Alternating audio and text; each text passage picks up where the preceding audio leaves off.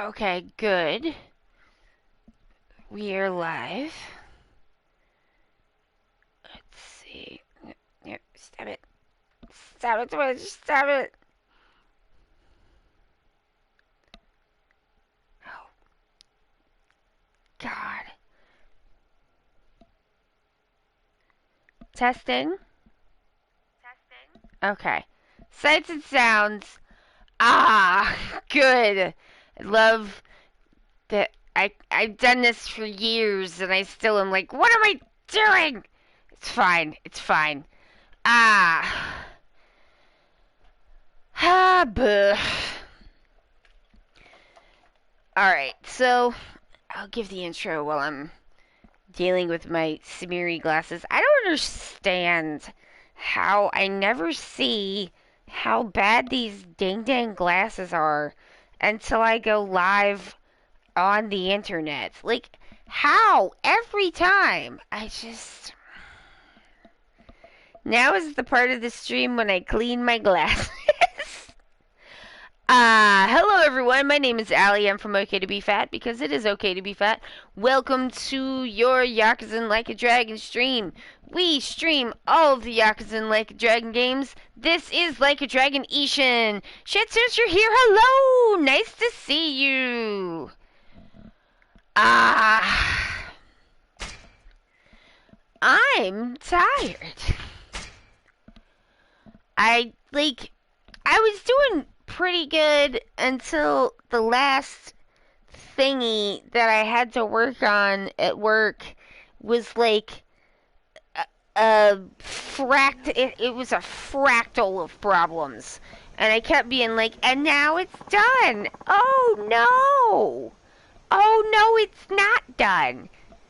Here's oh, community challenge 50% complete. 50% complete! Jensen, you did it! You donated it! And it's 50% complete.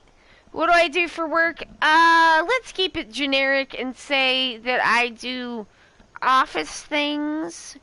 I look at PDFs. I look at spreadsheets. Do the PDFs match the spreadsheets? Yes. Good. No. Bad. Then I do a little math.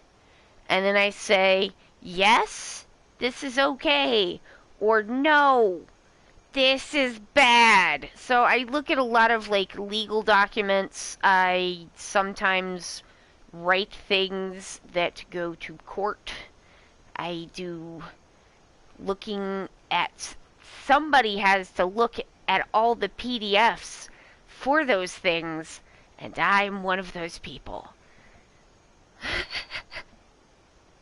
Oh, Forstein, thank you for contributing. I wish I had the paralegal license. I'd probably make more money, but I don't. But I'm kind of functionally doing something very similar. Um, so yep, that's the thingy.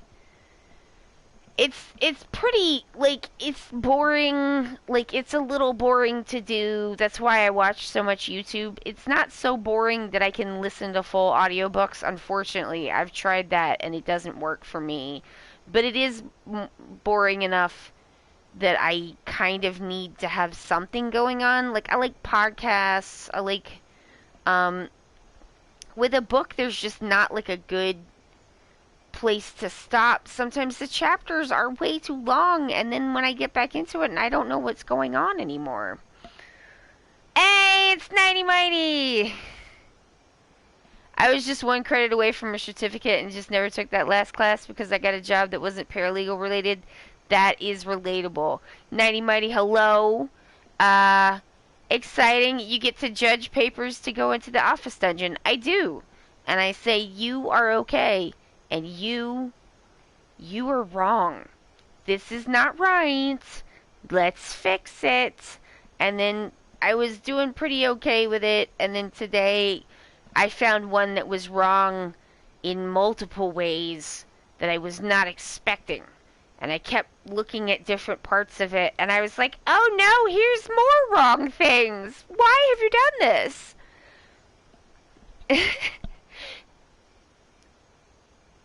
Telling people they're wrong professionally can be both challenging and invigorating. That's true.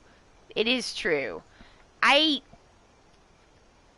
don't like it, honestly. I don't like having to be the person to tell people that they did stuff, like, wrong. But that is my job. So I've gotten better at it. But, yeah, like, sometimes I have to write very long emails about the thingies.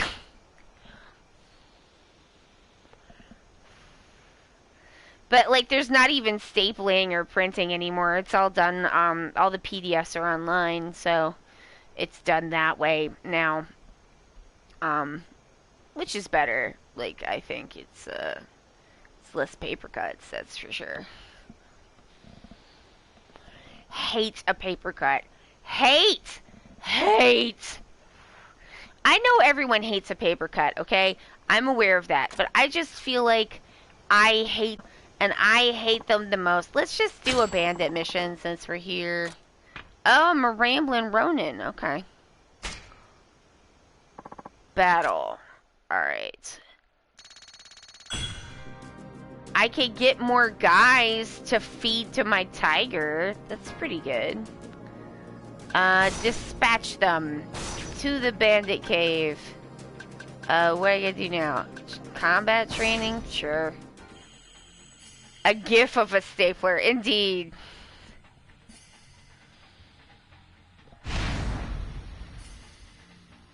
Sometimes, you know, you just have a little Slack chat and you just are like, what's this mean? This thing that you wrote down, I don't understand it.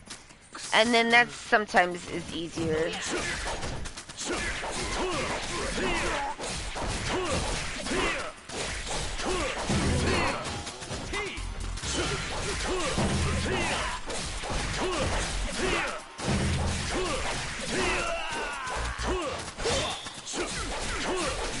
I feel like if I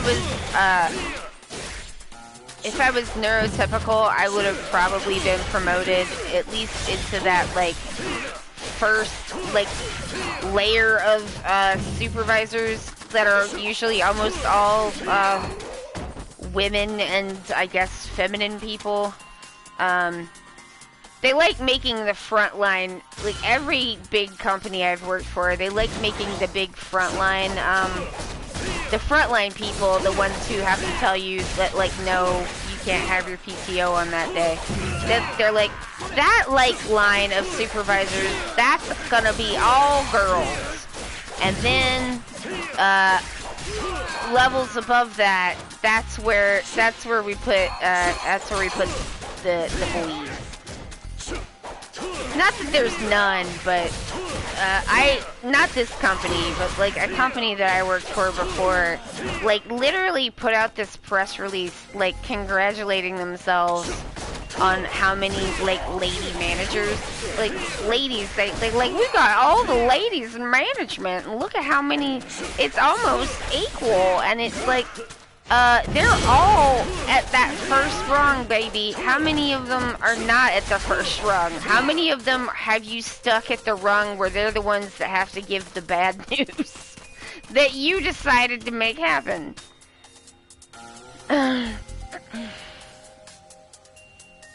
Wait, what? Talking about being neurodivergent, I just learned yesterday that honk if you like whatever is not literally what they mean. What does it mean then? That doesn't mean that? Well, what does it mean?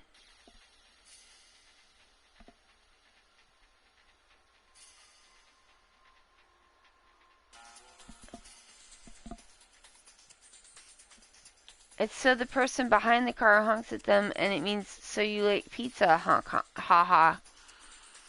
Because, like, I would never put one of those on my car, because I would just be like, why the heck are these heckin' people honking at me all the time? This is awful.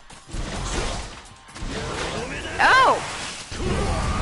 I feel like this, even though I have not seen Dragon Ball yet, I bet you I do see it eventually. Even though I have not seen Dragon Ball yet, I feel like that, like, flame burst seems very Dragon Ball. Like, that's what they do in Dragon Ball, right? They just, like, plow, like, laser beam fire at people. I've seen, like, pieces of it. It's not like I don't know what it is. I'm not my mother.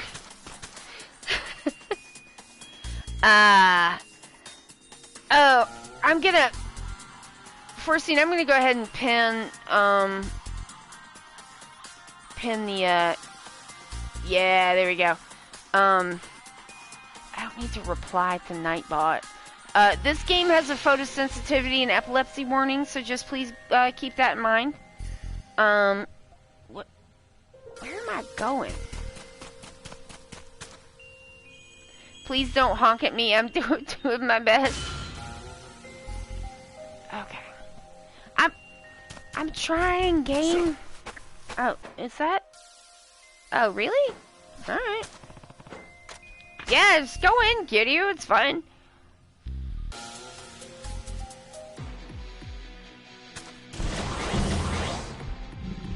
Oh, I see, Nighty Mighty. You thought that, like, it was like, if people honked at you, you could just be like, I'm still doing a good job, they just like pizza. Well, I think that's actually way more clever. Oh, here we go. That's the Kamehameha, right? I know about Dragon Ball.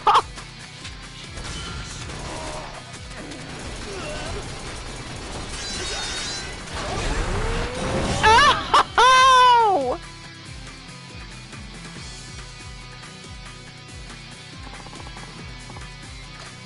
Yeah, I'm pretty good. Alright, I can go back to the barracks. Thank you. I didn't know that big old sword was gonna come out, but that's pretty good. Alright, what do we get? Levels, good. Excavator. Yeah, I will feed that man to my tiger. Watch me do it.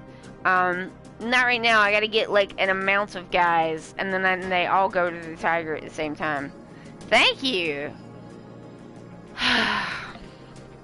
Yeah, it was a fine day at work. Like, sometimes, you know, it's busier and not as busy, and sometimes the thingies are pretty standard, and then sometimes they're like puzzle boxes filled with, oh no!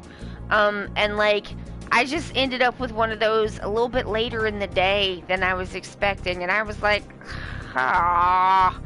I just, like, I'm gonna do that tomorrow. I did, like, I thought I could, like, turn it in before I left work. No. Nope. This one's got demons in it. We gotta exercise a few more demons before we can, send this one along. Sometimes they're just filled with demons. I don't need to edit my squad. Oh, I got kidnapped villagers. Alright, I could help them.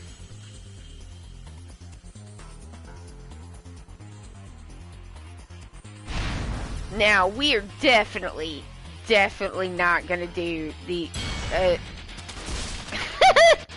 I love, like, shooting the door open. We're definitely not gonna do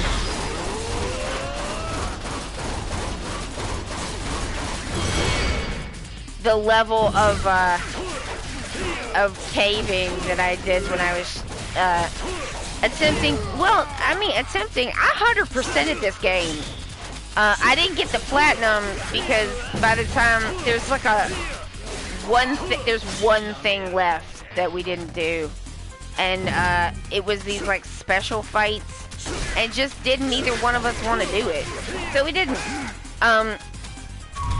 I did platinum Gaiden though,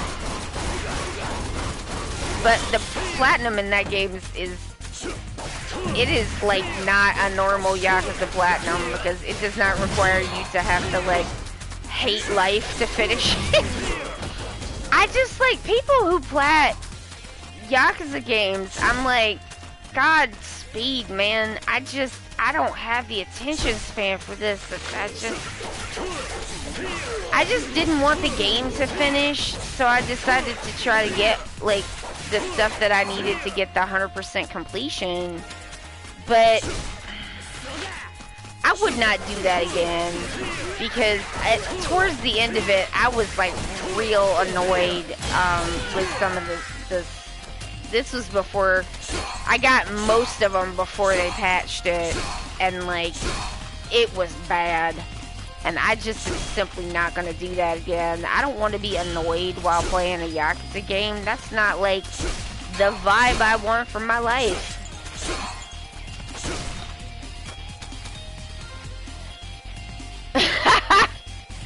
Once I had Jitsi, I was laughing at the year what?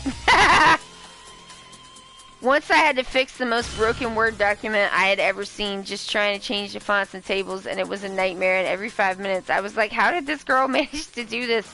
Oh man, y'all, I at least have managed to finally get people to stop PDFing Excel spreadsheets and then putting them into the documents that way. I'm like, what if we just put these into the document system as Excel spreadsheets, and then I could, you know, search them for stuff and scroll rather than having to print out 8 landscape fucking size letter pages and trying to tape them bitches together. Like, stop doing this.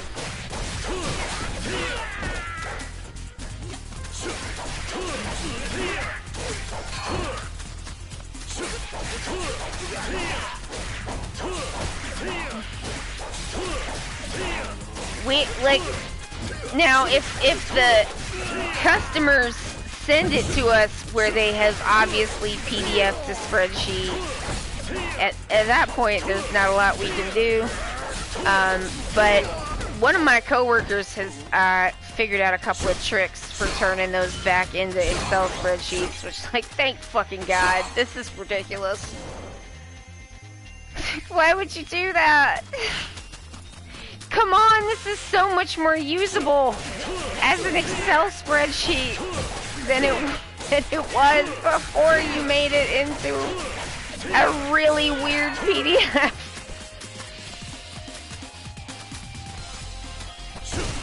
There's almost no reason to do that that's not gonna make the thing that you need to use the Excel spreadsheet for, like, worse and harder. Like, don't do that. Just leave, like, somebody put this in a spreadsheet probably for a reason.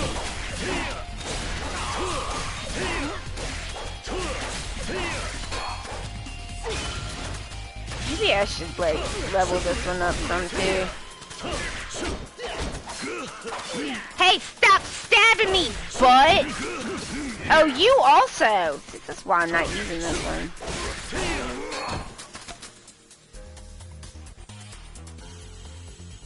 I once had a boss get mad at me because I didn't print his Excel tracker on a 11x14 printer paper correctly because he refused to color code anything. Ha ha ha ha! I used to work for somebody that made me print out her emails on paper and hand them to her every morning. Y'all, I was a secretary for a while. Oof. Do not recommend. People are not smart, and they are frequently mean to secretaries, which is absolute foolishness. Like, who do you think is the one that actually fixes shit? It ain't these ding-dang high-ranking weirdos. It's the secretaries. They're the ones fixing it. Like, what the hell?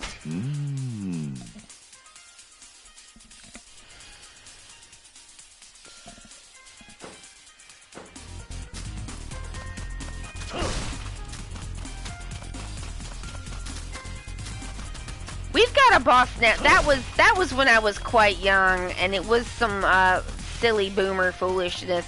The boss now is like roughly my age, so he don't do stuff like that. He knows how to read emails. Thank God.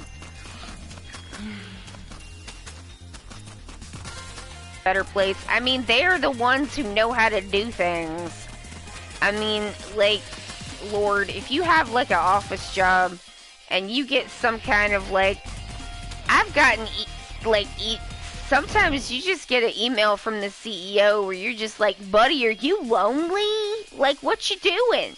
Why have you sent musings about your grandchildren to the entire company? What are we doing here? Because, like, I gotta work, and now I don't know if this is important or not. I mean, that does actually segue pretty nicely into something I thought about talking about. Y'all, I'm just being like, I swore I was gonna take a whole month off, but my brain don't take time off. It don't know how to do that. Oh my god!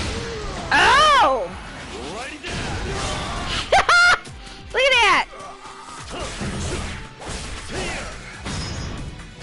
Oh, buddy! That's a tough one. Yeah, I'm not getting up from that.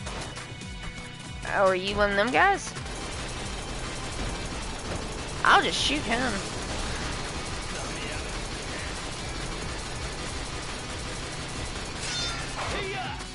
Really?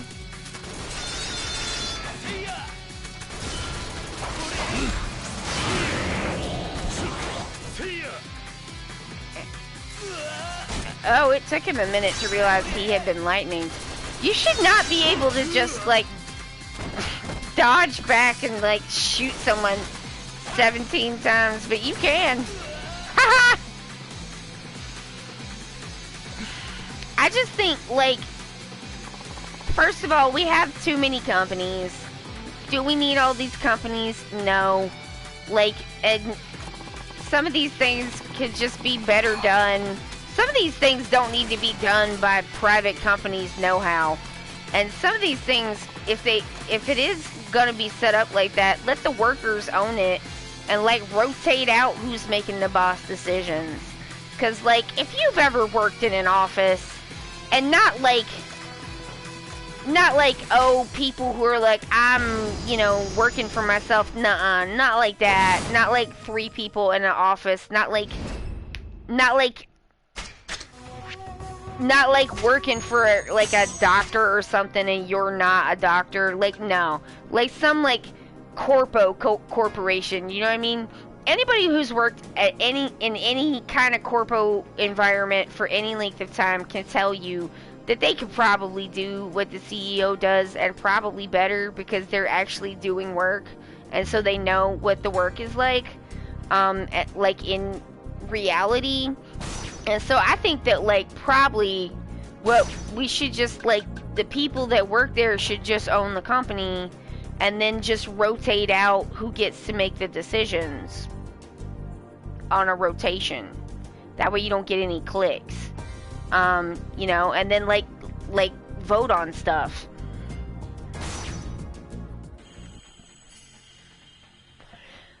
Thank you to everybody for contributing to the watch along. I appreciate y'all so much.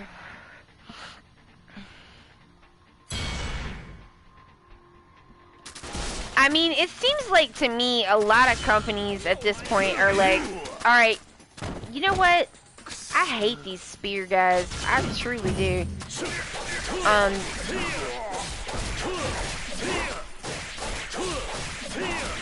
Like, they all know each other and they go get their little MBAs so they can create their little, like, from the right places so they can create their little, like, manager aristocracy while we're the, like, fucking serfs and shit. But, like, most places it feels like they just do that and they don't even know, like, what the thing is. And I've worked a lot of places. I'm not talking about one place. I've worked a lot of places.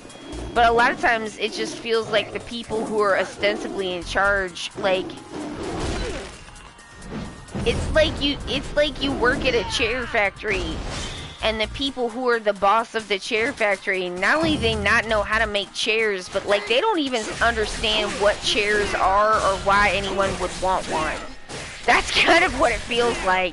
And I just feel like, you know, teaming up some coworkers, you'd probably do better than that. At least you know how to make a chair and why someone might want to buy a chair.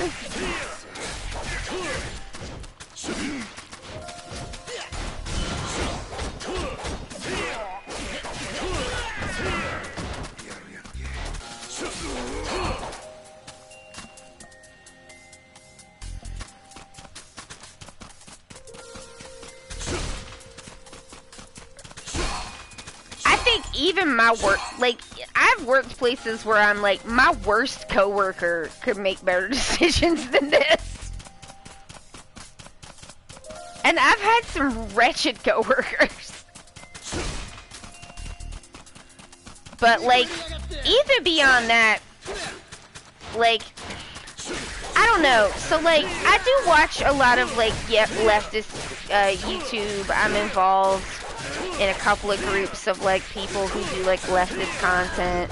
I appreciate being classified as leftist content because I think I do make leftist content. Because I'm a leftist. But, like, I could turn any topic into talking about how capitalism is bad, because it's always bad and it's in everything. So it's never wrong to talk about it because it's everywhere, all the time. I'm like, I can and have done that. But like my brain will not allow me to, like, I keep like doing the thing where I'm like, I'm like, my brain is like ticking so hard, it's like waking me up and like keeping me up and shit, and I'm like, hey buddy, could you calm the fuck down? And it's like, no. So I'm having problems with ideas. This is the time period in like doing creative projects where I find the idea that a lot of the people who aren't artists seem to have, that like, that the most important thing about making an art is having an idea. And I'm like, do you know how many ideas I have? I had 17 today, and like 3 of them were pretty good, I think.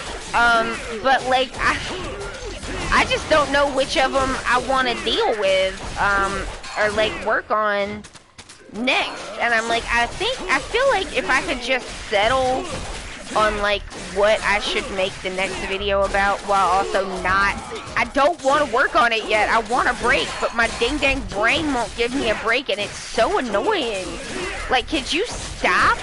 Like, now you got me making like 20 fucking long. I couldn't make all of this shit in 3 years. What is wrong with you? Do you know how long it took to make that last one? Why are you trying to like shovel 20 things at me? I don't have time for all this. I'm never gonna make all of this. Calm down. Rabbit Fairy, thank you for the contribution. I just like global thanks for all the contributions to the watch along. I wish we could have got it done in time for Christmas. I do want to say I will be here on Christmas. Christmas is on a Monday, and we stream on Mondays, and I'm going to be here at the regular time. So if you're done with family Christmas by the time we're ready to go, come on if you want to. I mean, obviously it's Christmas, so if you don't, I get it. But, like, we do Christmas in the morning, so we'll definitely be done by 5. I already talked to Josh about it. And I was able, because, like, for having a corporate job and sometimes having the thingies be a nested box of demons where each box has another demon in it, and you're like, no. It's like, for what it is and what I can get and what my skill set is and what my experience is, this is the best place I've ever worked, and they do a lot for me that I really appreciate, like being flexible with my schedule. The flex schedule is why I'm able to stream on Fridays. And so I had done messed up that for Christmas, and they still let me fix it. So, like, I do appreciate doing stuff like that. Christmas here is on Sunday because we celebrate on the eve. Alright, nice. I got a trainer orb. What do we got next over here? Oh, thank you. Yeah, because otherwise, like, everyone thanked my job for being, pretty good about time off and schedules because, like, I did not realize that Monday was Christmas until, like, this Monday. And I was like, it's not on a Saturday? And Josh was like, no, it's not on a Saturday. And I was like, are you serious? Christmas really snuck up on me this year. Thank you to JoJo.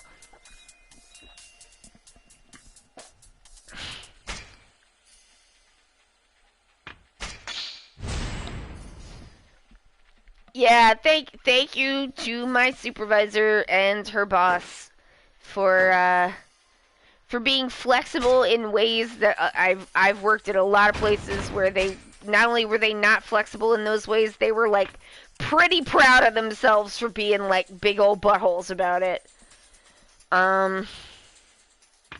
Like I get being like I can't do that because corporate won't let me. Like, I mean, if you're just the frontline person, there's not a lot you can do. But, like, I don't get being like, and I'm super, like, stoked about it. Like, what the fuck is your problem? Who would act like that? The people, I've had really good supervisors and I've had really bad ones. And the ones that are good, one of the things that is pretty consistent with them that I do appreciate is that, like, they at least will let you say when stuff is unfair to them. And they'll be like, yeah, I know. Because it is. And then, like, maybe they can't do anything about it, but, like, don't stand there and tell me that you think that this is fair when we both know that it's not. You know, like, at least let me have that.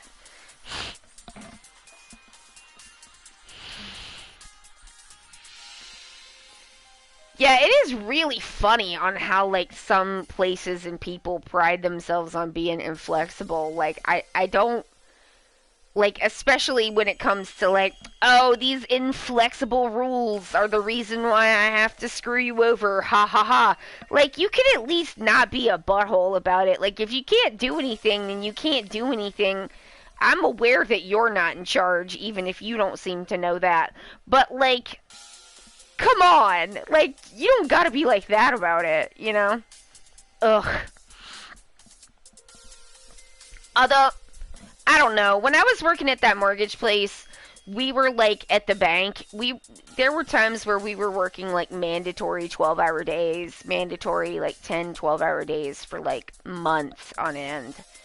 And, like, it got very sharpish, if you know what I mean. Like, it got... You can only work like that for so long before people just start, like, eroding in their ability to, like, even be civil.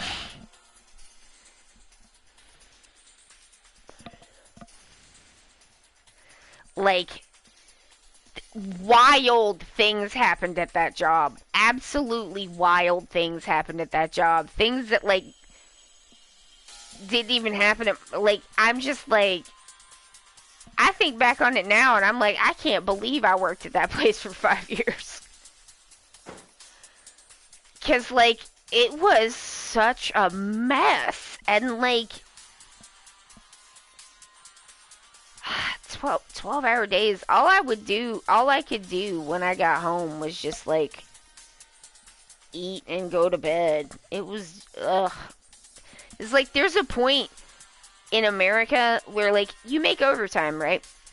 But the way they tax the overtime is different than the way they tax your regular pay. And there comes a point where the tax on the overtime balloons to the point where you are not making any more money.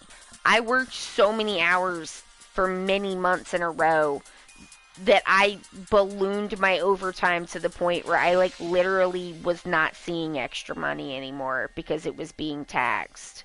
out of my paycheck. Yes, that is the place with the Wild Company emails. Yep. The, that real inflexible boss is the same person that I had to explain to that, like, being a white American Southerner is not an ethnicity. That's not an ethnicity. It just isn't. Wild times, y'all. So, like, you know, I appreciate not having to put up with that level of, like, what the hell? Just, like, every day.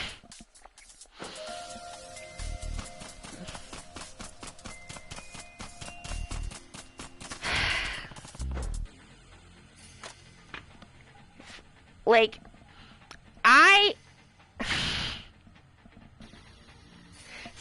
most of the time, I'm like, the things that are getting, I don't know about most of the time. A lot of the times, the things that people generally, especially tend to notice about me first are the, like, ADHD things, which makes a lot of sense. But there are times where I have, like, autistically asked enough questions because I simply did not understand how I was meant to proceed, because what was being told to me didn't make any sense and was contradicting itself, that I just kept asking questions until HR had to get involved, and not on purpose. Well, one time it wasn't HR. I don't know. That would have been HR. I kind of accidentally discovered that someone at a... Y'all, I worked at 2 banks. God help me. Someone at the first bank had been doing some big old fraudos, and because I didn't understand what I was being told. But I was supposed to, like, make sure that the documents had been recorded with the county, and they weren't, and I couldn't figure out why, and so I didn't know anything because they hadn't trained me at all, so I just, like, because, like, if I saw this now, I would be like, oh, buddy, something fucked up has happened. It's like, what do you mean they tried to record a mortgage without a deed? You can't do that. That's not how that works. You can't put a mortgage on a house you do not own.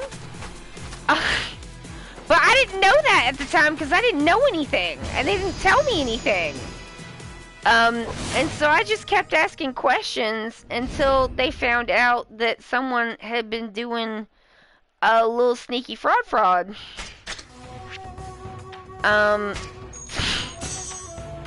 Because, like, this person was emailing me and telling me, because I was like, oh, okay, I talked to the person at the county, and they were just like, just get the person to come back in, because, like, it happens where it's just like, oh, someone forgot to send it, or, like, it got lost. Okay, great. Just get the person to come. When you get a mortgage, you have to sign a piece of paper that says, I agree if anything is wrong, if these documents are lost, that I will come back into this office and re-sign them. Because, like, you can't just be like, whoops, we accidentally changed ownership into this person's name, distributed money to pay for the house, but we didn't put a mortgage on it, and now he's like, ha ha ha, it's my house, I'm not gonna sign the mortgage again. Nuh-uh. Yes, you will. Yes, you will.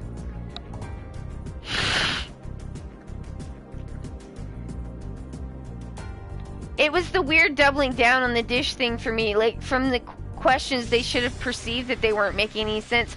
Right? I felt so vindicated by that, like, potluck thread. By, like, first of all, the people who are like, just, oh my god, I can't believe this. Like, Ask a Manager got tagged in it and like quote tweeted it with like, this is one of the wildest things I've ever heard. And like, and it's all true. And then like, this is not my current job. This is not my current job. If it was my current job, I probably wouldn't be telling you. Cause I need that job. But no, like, that bank was a mess, y'all. I know, it was wild.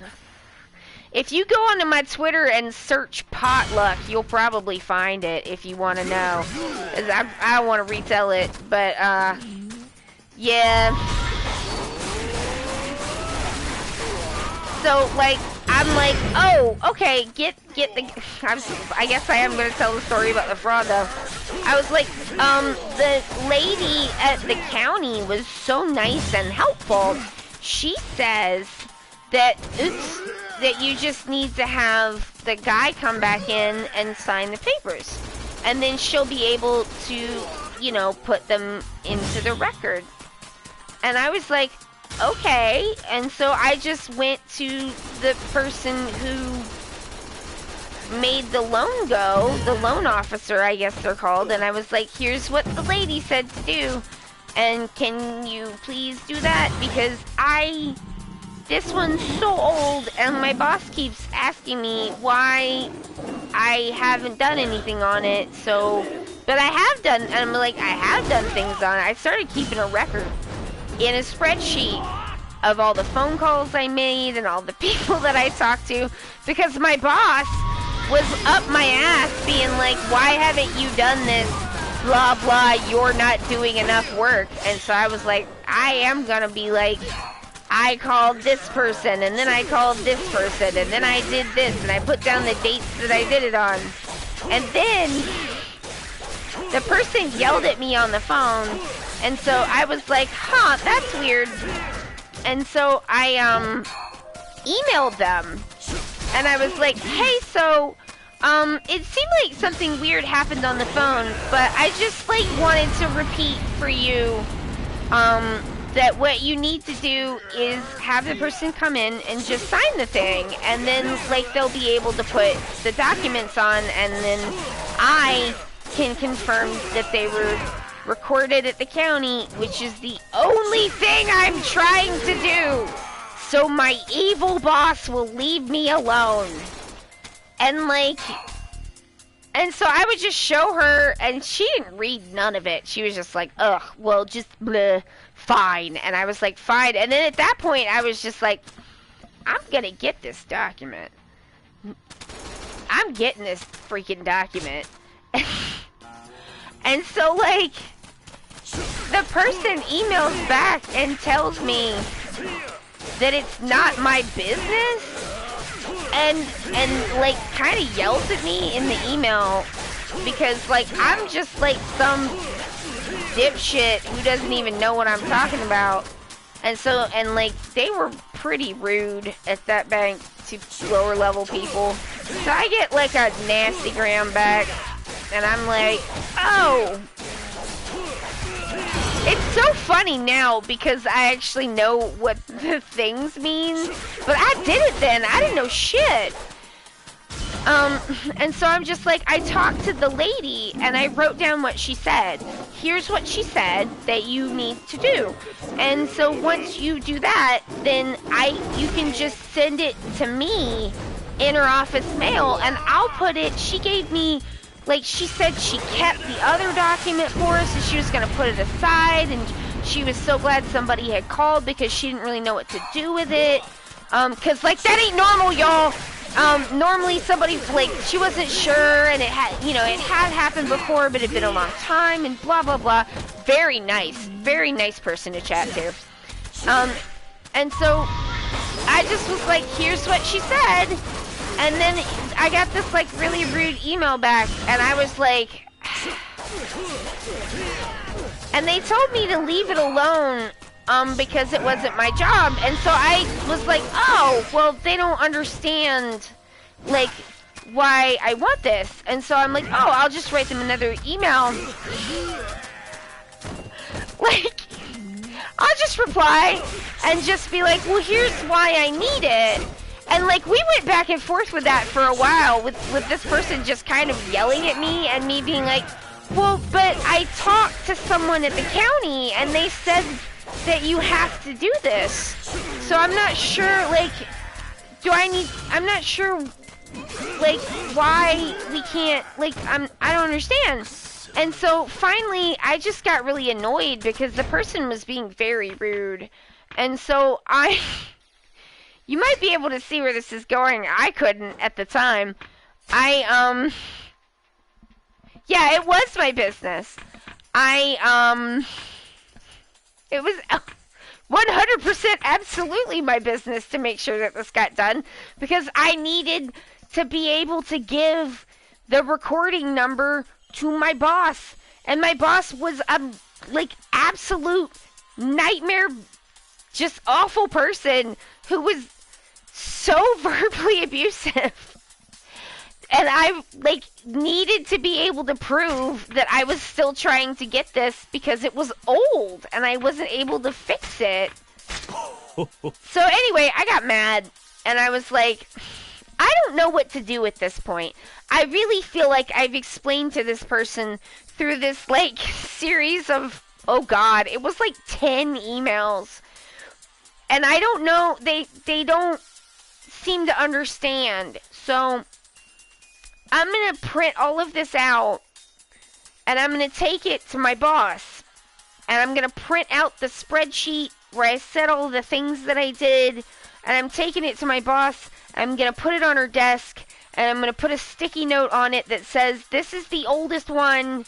I don't know what to do anymore. I think I wrote, I don't know what to do anymore. Can you call this person's boss or something and explain it to them? Because, like, I've tried, and I'm, like, they're not listening, and I don't know what to do. And so I just left it there. And then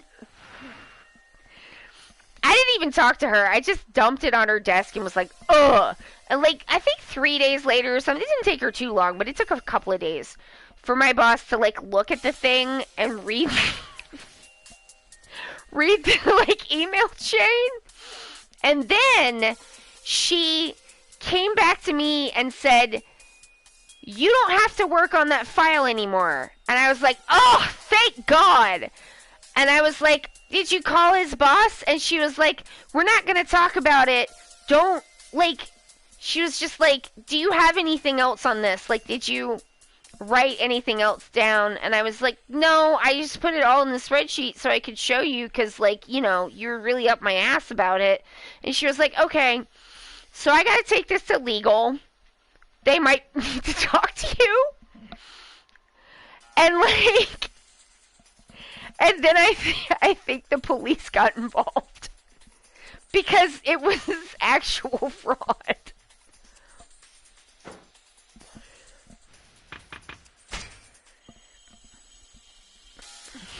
Whoops.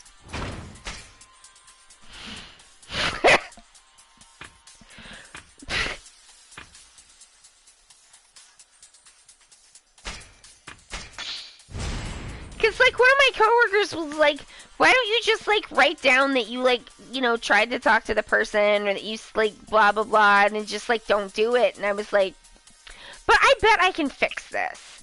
And, like, I sent letters a bunch of places. I called a bunch of people. It took a long time to get someone on the phone who was, like, willing to explain to me the thing that I then tried to explain to the other person. Like, several months. And I know other people were supposed to have worked this before, but I guess none of them were autistic. I guess I fixed it. Yeah, actual fraud. I never had to talk to legal. I guess what I wrote down was good enough. Like, I wouldn't have been able to tell them anything I didn't already write into that spreadsheet anyway.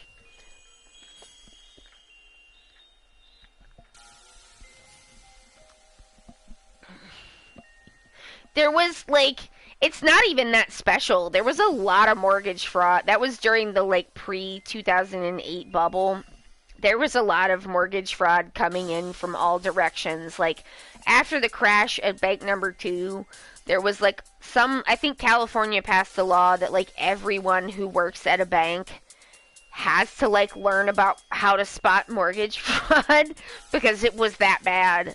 And so then from then on, we had to take yearly trainings about it.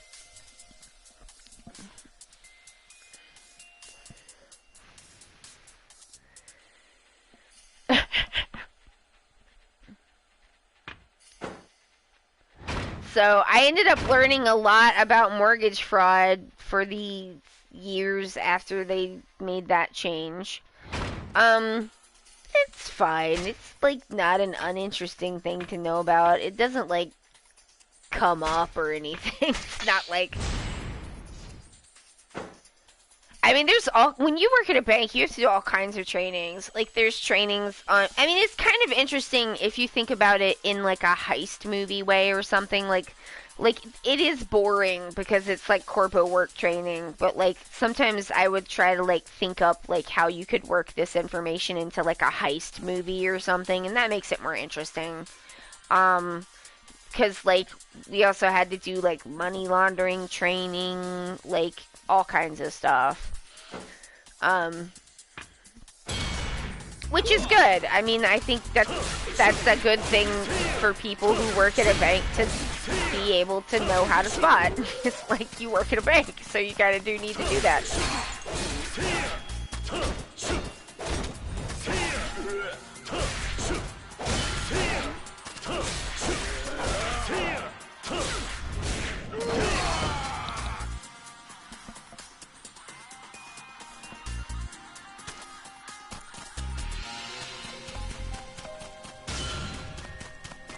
When is Mame gonna trigger? There she goes. Alright. I mean, these people gonna get back up. Let's see Mame in action. Look, she's dancing. No, they all love her. That's what Mame does. And you can just do this.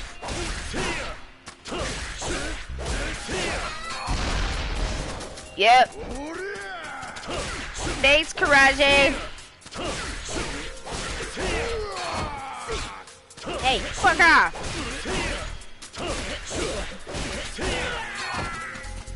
I don't even know how I got on that topic, but, I just feel like I need to just decide on what, like, the next video is gonna be, like, soon, because my fool brain will not be quiet, and it's irritating. And, like, I don't know. Let me run something by y'all and see what you think. And you gotta give me, like, a straight answer here, or, like, a gaily forward, honest answer. Give me a straight answer, or a, like, honestly queer answer if you're not straight. But, like, the idea that I had was, like, what would be cool after capitalism? After capitalism, what would be cool? Like, and, like, what would it be cool that, like, do and have? Like, you know, there's, like, a thing in design called Bluesky. I can't believe a fucking website came along. It was like, we own Bluesky. Man, that's a design concept. Fuck off. Like, you like, Bluesky as an app is, like, it's fine. It's, like, it doesn't hit the same thing for me as Twitter because of reasons, but, like, it's okay. But, like, I'm like, you can't, like, that's a design technique, though. Like, you just, it would be like if you just, like, if you decided to, like, design a new kind of horse and you called it horse. It's like, like, it's like the first thing you do in the design process, and they just quit at that point. They just quit. someone said, let's blue sky this. Someone else said, ah-cha-cha, that's the name. And then they, like, rollerbladed away to their martinis or whatever the fuck those people do. Like, it morally offends me artistically. It is artistically immoral to have a design meeting where you end up naming the thing blue sky at the end of the meeting. Like, come on. Like, it would be like, I don't even know what it would be like. I don't know.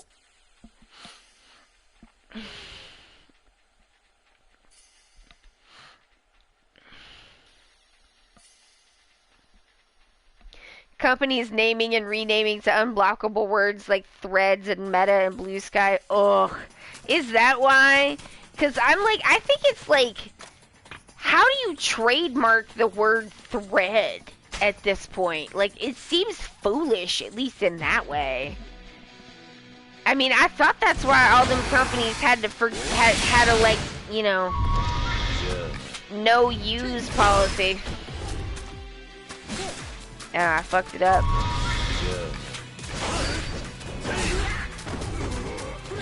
Oh, it's not bad. Alright, fine, let's do this.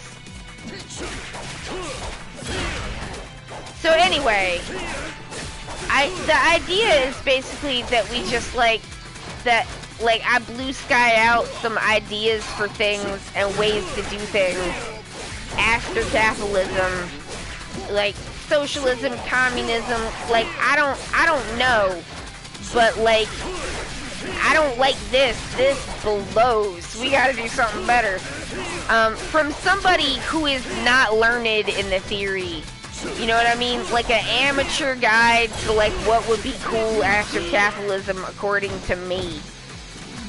You know, like what would whip? Like what would be cool? What would be like a good change? Just based off of like, I don't know, ever since Josh knows stuff about like communism and like he's read books about it. He knows stuff about like anarchism, he knows stuff about prison reform, he like knows stuff.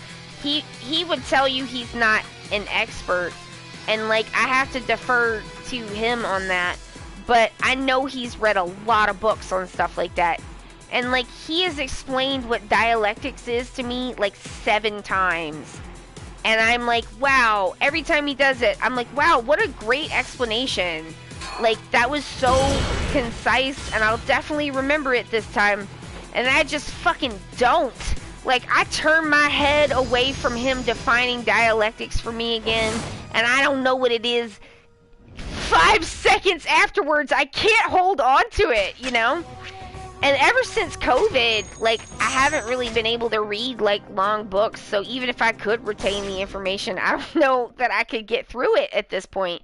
But I just feel like after capitalism also has to be for people who haven't read Marx, because, like, that's a lot of books, y'all, and some of them books are hard. And like, what about like, you know, just thinking about what would be like cool for people who haven't read all the books, but like think capitalism is bad and want to like, you know, speculate on what might be rad.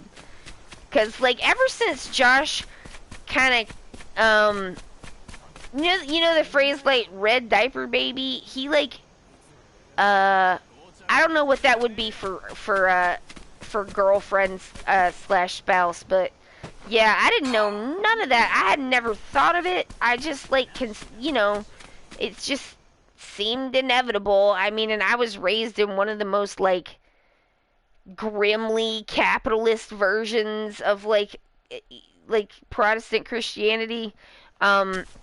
So, like, you know, just, you can't get it, you can't, all of that regressive stuff, especially, like, the more, like, you're raised with that stuff, I just feel like it's hard to, like, yank it all out at once. So I wasn't like, I love capitalism and I hate poor people or nothing like some kind of, like, libertarian or something, but I was just, like, you know, a liberal. And, like, hadn't like thought about things, because like I don't think I knew how to think about them. I didn't really know what questions to ask.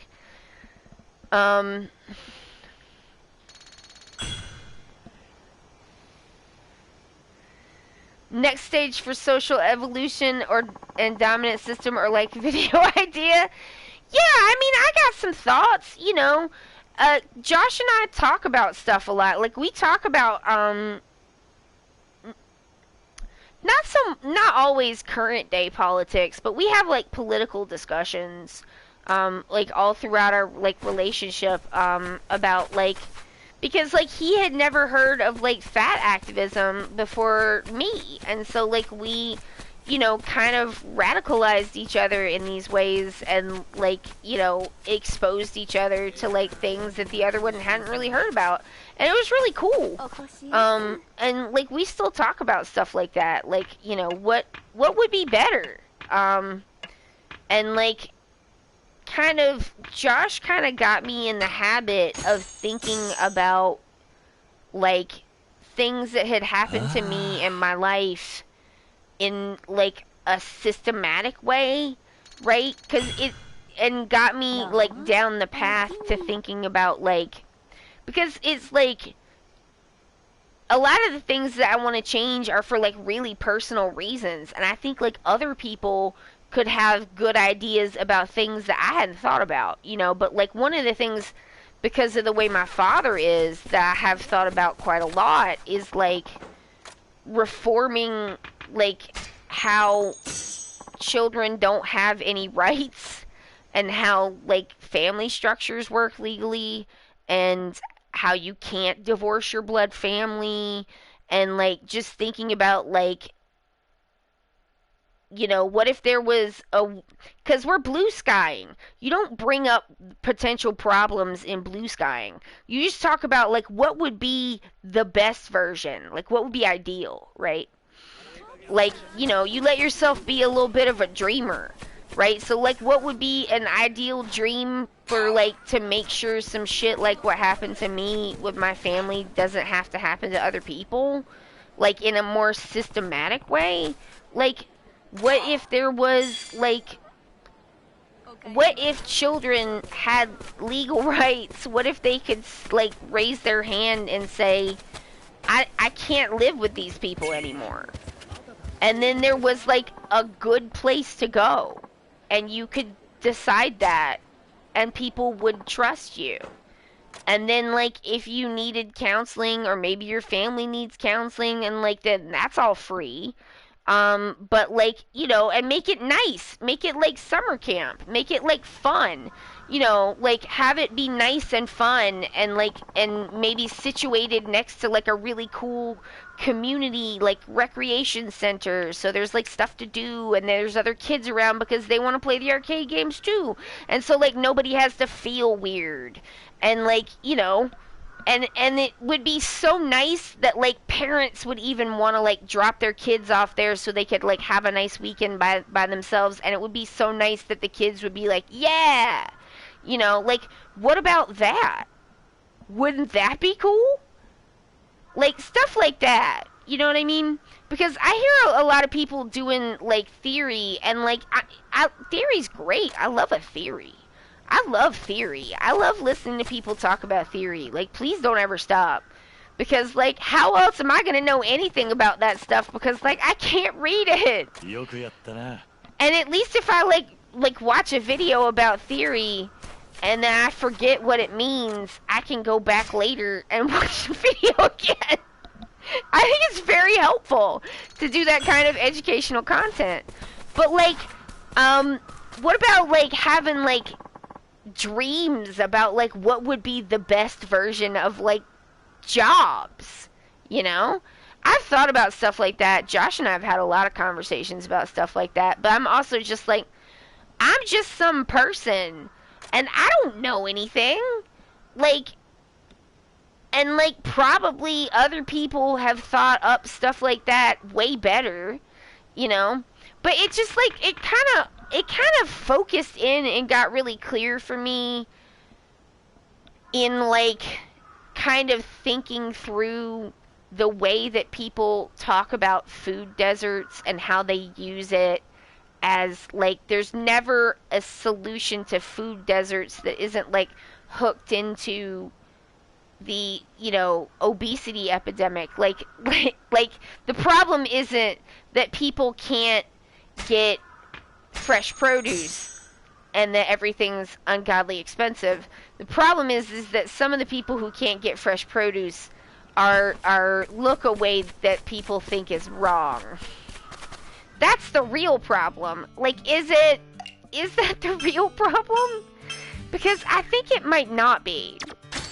And so, like, thinking through that, like, rhetorically for me, the one thing I can thank the Southern Baptist Church for is, like, because of the way that they do witnessing, they're basically, like, teaching you how to debate, bro. In a way. Because, like, they like to, like, lead people down these, like, what-if scenarios. I'm sure you've seen people doing it online. I learned that shit in the church from a very young age. And I'm pretty good at it. But I use my powers for good, so that's why I'm different. I took an edible. Sorry. I didn't see the... I'm glad you're enjoying the listening, Jency, because I'm like, oh no, it might be boring. It might be boring. I'm on a little bit of a ramble. But yeah, I just thought, like, most of the people, I believe in my heart in like a world after capitalism. I believe in my heart that we are going to get there. We're going to get there. I believe in it. I do not believe in Jesus, but I believe capitalism can go away. I believe that it can. I think that it will. But, like, most of the people who are going to be living in the world after capitalism are not going to have read the books. They're going to be more like me. And so, like, I don't know. What if you thought about, like, ways, and not just me, but, like, something that you think is bad, like, or something maybe bad that happened to you, or just like something that you look at and you're like, that's just a terrible problem. Like, what would be the best version of not having that problem? Like, the absolute best version, and like, don't worry about money or what could go wrong. Like, what would be the best version? You know, because like, I feel like we could, like, get people thinking about not just how capitalism is evil. Like, I feel like we kind of know that at this point. But to think about, like, designing together in a purposeful way what comes next. And, like, I think a lot of people probably have really good ideas that I wouldn't think of.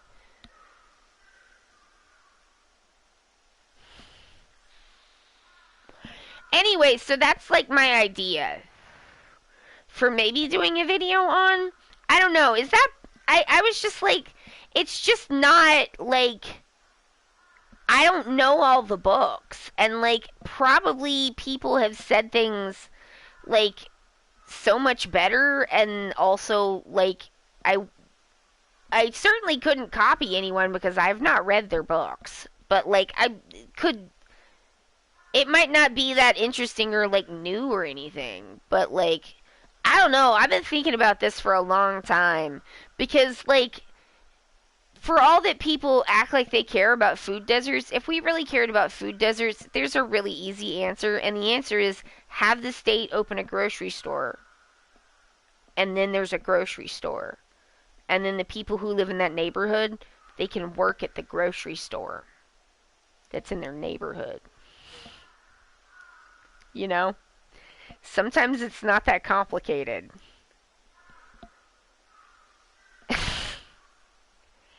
And like, and it's like when you say that to people, I've said it to people, and I've seen them kind of be like, oh! And it's like, yeah! Right? Like, what if we didn't have to attract a company to do this. Like, and that's just a baby step out of capitalism, because like I've lived in states where the state owns the liquor stores, so why not open a grocery store? If these damn corporations don't want to do it, then like you could do it. Don't act like you couldn't. That's very silly.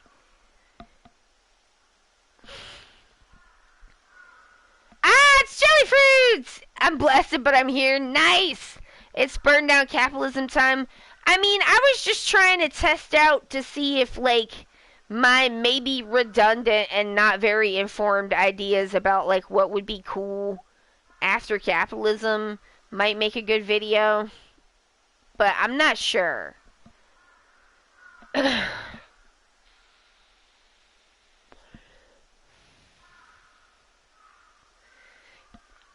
I'm not gonna read that whole comment, Jency, because it's long. But like, you make good points, and I agree. Oh, we're burning it down. So like, I don't know. I was kind of thinking about doing that, or doing a piece on the worst promo art I've ever seen in my life. Just egregiously bad. And like, I did do a Twitter thread about that, but nobody saw it, and I just feel like I could express it better in a video. So I'm probably going to redo that into a video. Because it is the worst promo art I've ever seen. And I am constantly seeing promo art that makes me wonder if anyone has ever looked at a human skeleton. Like, my brain, like, loves... Borstein, I don't know, I know you went to art school, I don't know if you do this, but, like, I cannot stop seeing the bad anatomy. I just can't see anything else. When I'm like, you have photoshopped this person to have 4 extra ribs. Why have you done this? Or that's not what, that, no one's thumb bends that way and they don't go to the hospital. Like, wow, that's not enough joints. Not enough joints. Too many joints. Like, I just can't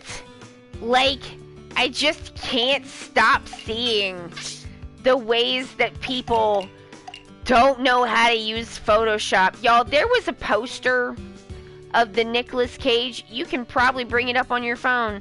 There's a poster of the Nicolas Cage Left Behind movie, which I have seen. Thank you for asking. There's an incredible scene in that movie where the girl is hugging her very young brother, and because he's below the age of accountability when the rapture comes, he gets raptured. But the way that they show that is by having him essentially pop like a balloon. They may actually have popped a balloon, and all his clothes go away, and she pops him like a balloon. It's so funny. Oh, it's not what they were going for, but it is so funny, and Nick Cage is so not into it, which is also incredibly funny. How much he does not fucking care about none of this. It's so funny. Don't watch it unless you can watch it for free, but if you can watch it for free, it's very funny. I mean, to be fair, it's mostly really boring. It's really boring, so... But if you're like a true bad movie aficionado, you know that the movies being boring are like pretty standard, and that if you can get yourself to sit through a pretty boring bad movie, when it has something like absolutely wahoodle happen, like it's like the edible kicking in, like people will just scream because like something's happening. Oh my god, it's so funny. But yeah, so like, there is a so one of the posters that they made for that movie, they have very clearly photoshopped Nicolas Cage's head onto a different take where his body is turned in a different direction. Because nobody's neck work, that's not how necks work. No, it is not. I saw that when it came out, and I was like, at first I was just like, what is going on here? I was like, I know something's wrong with this, but I couldn't really tell at like first glance. But I didn't stop at first glance, because why would I do that? So I stared at it until I could figure out like what they had done. And then when I did, I was like, oh my god, his head is from a different photo, because his neck is completely not attached to his body right. Oh, it was so good. Also, if you've ever seen The Room, right? The Tommy Wiseau, The Room, the poster of The Room is incredibly famous, right? Because it's just he just put his big old face in black and white, and it's just all face and nothing but face, right? So like, probably you've seen The Room poster. But what you may not have seen, and I have, is the promo art for the Blu-ray version of The Room, where someone that I can only assume was Tommy Wiseau, his actual self, because it is this bad, has blued. I don't know how to describe it other than to say that they have blued the picture. They've blued it. It has been blued. There is blue. It's a Blu-ray, so it's blue. But they've also, someone has gotten a hold of the smear tool, and it, and for the first time, someone's gotten a hold of the smear tool for the first time, and maybe didn't know how to undo it. That could happen.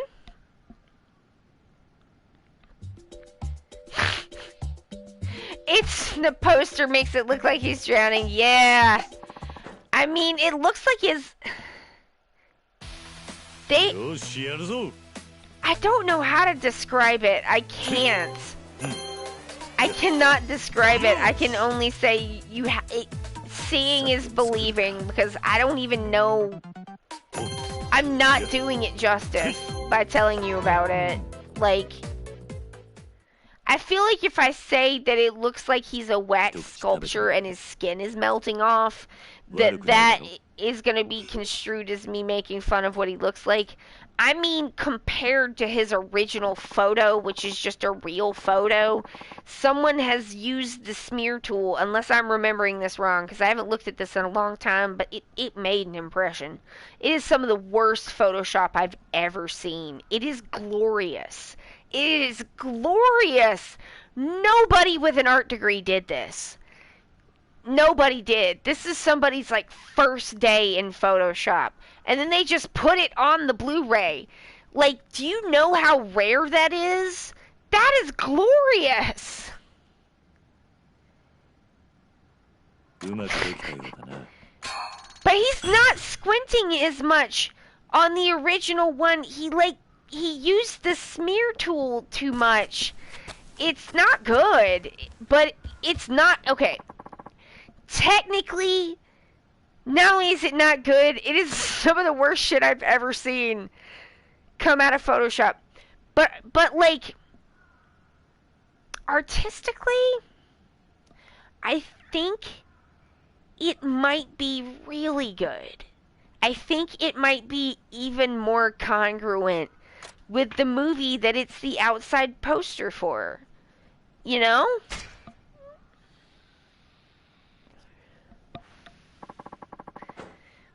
I think... But the thing is like, okay, that's nice. People liked both the ideas, that's nice. But like, I gotta pick something, is the thing.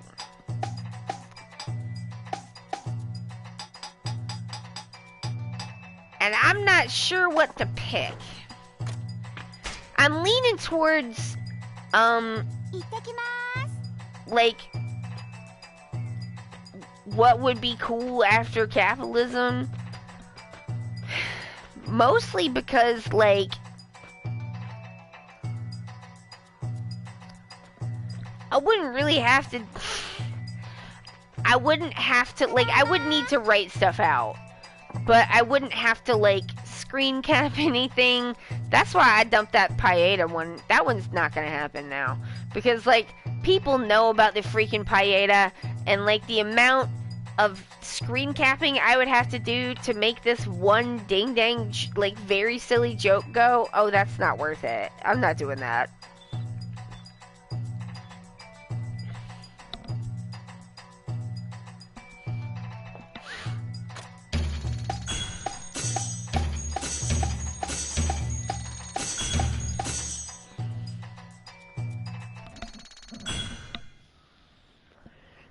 But, like, for the Space Dandy one, I would need to do some screen capping.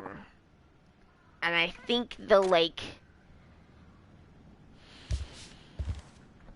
it's gonna be a number of, like, needing to kind of collage things together to make the visual aids that are necessary to explain why this is the worst promo image I've ever seen, including needing to screen cap the actual anime. God, it's the worst promo I've ever seen, though. It bothers me. It bothers me so much. Ask Josh how much I've talked about that. I'm just like, you have fucked up these eye lines so fucking bad. Because it's like, sometimes when artists are being like, you know, trying to encourage people, right? When we're trying to encourage people, kids, people who are new and maybe unsure about their art, it's very common to hear people say, art can't be wrong. And that is a really good thing to say to people who are babies. We definitely want to say that to the babies. We have to encourage the babies. And it's a really good thing to say to people who are just, like, making things for fun, because they want to, or are, like, new. But, like, once you get to a certain level, like the level where you are making promo art for, like, a streaming app, then I do feel like your art can be wrong. It's like, it's like one of those there are art lies that we tell to children. Do you know what I mean? Like the lies we tell to children where we, like, you know, you learn the atoms and then, like, later it's like, actually there's more pieces than that. So you have to learn the, like, simple thing first, and then if you keep progressing, you'll learn more. Art has those too, and the idea that art can't be wrong is one of them. Because, yes, it can. Because, like, the composition can be bad. And then that is wrong, especially if you're doing something to get people's attention.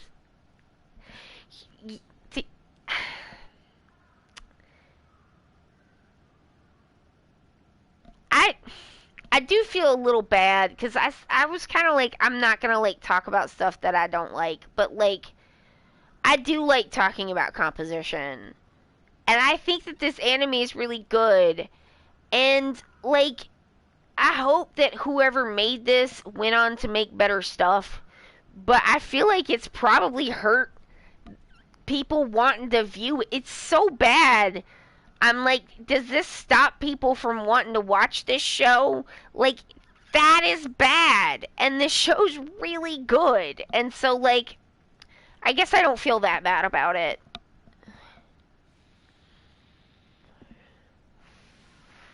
Space Dandy is an anime.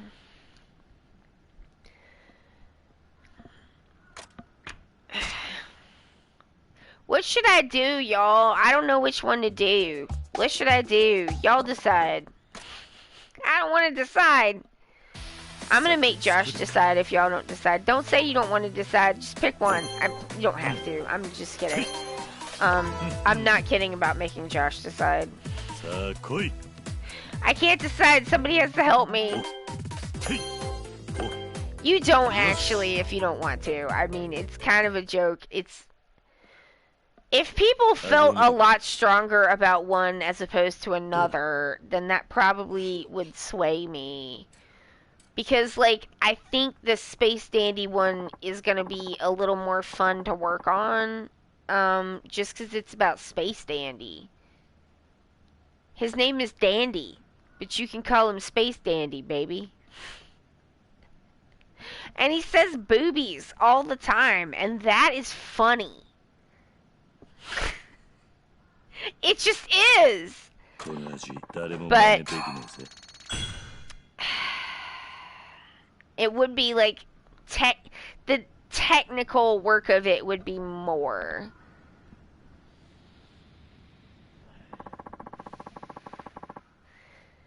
Space Dandy. I do think the Space Dandy one would be really good.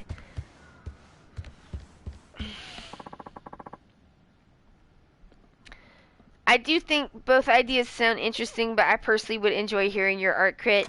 Yeah, I want to do art crit. I want to get into art and media crit, and I want to, like, talk about, like...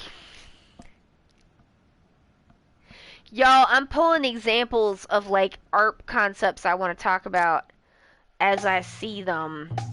And one of them is... Did y'all know... I don't even care. Like, this is the thing. The difference between the way artists and non-artists think about ideas. I'll show it to you right here. I don't even care telling y'all about my ideas live on Twitch. Like, if other people want to, like, steal my ideas, like, it's an idea. And, like, I have a bunch more, and... you couldn't do it the way I would do it, so, like, whatever. I mean, I'm not saying I'm, like, inviting people to steal from me, but you know what I mean. It's not, like, ideas are not plagiarism. Like that person on Twitter this week who's getting, like, the stuffing kicked out of them for saying something very foolish, which is that, like, since she wrote a book about a girl who had sun powers... somebody else writing a fantasy book about a girl who has sun powers is, like, plagiarizing her and she has copyright. Ma'am, you cannot copyright ideas. I don't know who made you think that, but that is not what copyright means. You don't copyright ideas. You can't, that's not a thing. You can't do that. You sending people a letter and they will send you a very polite reply that says, like, no, that's not a thing. I was just like, this is flat out ridiculous what's going on here. This person is, like, so full of themselves and out of line. And, like, that's not even a thing. I don't know. I had to do, like, copyright for artists in school, okay? Like, I think that might also be an interesting topic to talk to people about, like, what actually is plagiarism, like, in, you know, visual arts. Like, how do we use reference photos, like, responsibly so that we're not plagiarizing people or, like, infringing on copyright, you know, stuff like that. But, like, because, like, you can do studies based on other people's, like, artwork, because, like, everybody does that. Like, that's how you learn. But what you can't do is say that it is your own composition if it's not.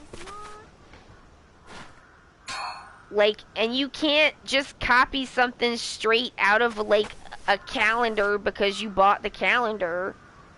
You can't do that. That photos are copyrighted. Like, nope. You gotta take you take a tree from here and a barn from here and another thing from here. And then eventually, as you learn, you'll know how to put the water in, and you'll know what the trees should look like, and you won't need as many reference photos. But, like, for stuff like, you know, a lot of paid work, especially for oil painters, is people who are like, who give you a photograph that they took themselves and do want you to recreate it. Like, that's what a portrait is. And, like, there's hot damn good money in, like, doing oil portraits if you can get into it. 'Cause, like, there's nothing else like them. And the fancy people still want their oil they still want to be done up in oils. Because that means that you are important, even now. And, like, of course you're gonna do that from, not just from life, but also from photographs. Because, like, you have to. Like, that's what they're paying you for.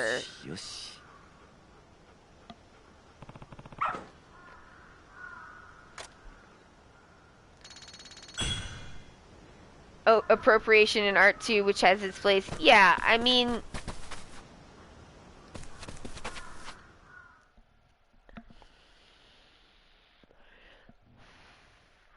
it's true that artists like bounce stuff off each other and we're like inspired by each other and stuff, but like number one, good artists will credit their inspirations. And number two, like if you have not transformed this into your own style, and like people should not be able to take something that you've used as a reference photo unless it's photos you took yourself, in which case those are your copyright and you can copy them as much as you want. But like if you're gonna like, you know, use reference photos, and I advise people that they should, how the hell else are you gonna know if you want to do, I mean, if you don't want to do, like, realism, then just don't. But if you do want to do realism, or, like, types of cartooning that are based on realism, it does behoove you to use reference photos, because people think they know what faces look like, and no, you fucking don't. The eyes are down further than you think. And, like, it just stunts your art, and you're not gonna grow, and, like, as fast as you would if you just refuse to do them. But, like,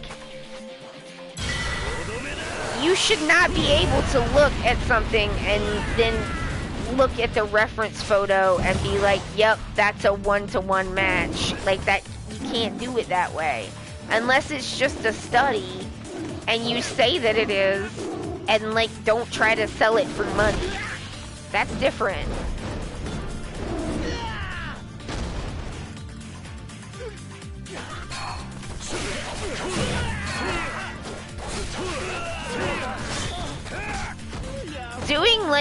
Doing studies of other people's art to try to see, like, if you can figure out how they did what they did is, like, that is the, like, you know what, if you don't do that, I'm gonna shoot you.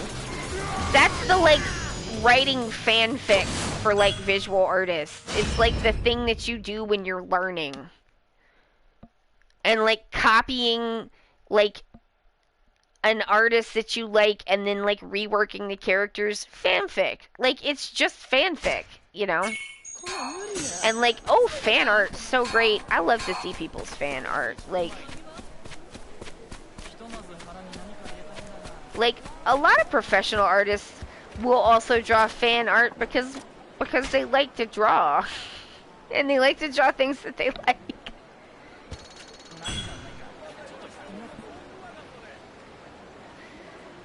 A lot of people think to be a real artist you should be able to draw from only your head, but that's not a thing. And real artists use references of one kind or another. It's never going to look right if you're just going off your brain picture, because most people's brain picture is not accurate. I mean, if you're just stylizing, like, you could cartoon without looking at reference photos. Like, some things you don't need it for. But, like, if you're trying to do anything realism-based, then you kind of do. And, like, I have aphantasia. I don't do brain pictures, and I think my art is dope as hell. Like, I think it's good, and I can't see anything in my head. I have to draw it all out first like when I did those JoJo's, I had to draw all of that out first and like make sure the proportions were right and everything, because there's no way I could have done that just out of my head. Nobody could have done that just out of their head though. Like even if you can make pictures in your head, you would have still needed to sit down and redesign those on a piece of paper or a tablet if that's what you use.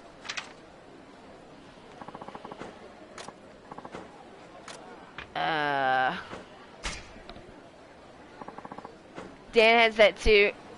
I have partial. Yeah, I just like, some of that stuff is just like the pits where it's like, I got like, it's real weird too, because like I cannot recreate anything that I've like driven to. It's very difficult for me. Like GPS is just like an absolute accessibility like delight. Because before that, I was just lost all the fucking time. And, like, I would get lost so bad, I would be, like, crying. Because I was just like, I don't even know where I am anymore. Like, I don't even know if I'm in the right place anymore. Like, I don't know how to get back to where I started anymore.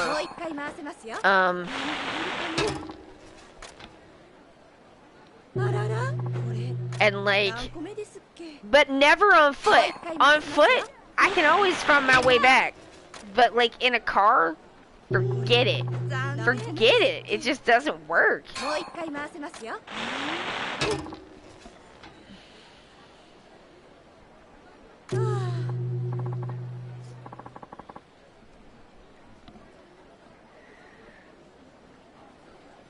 You're working on a video game? About aphantasia?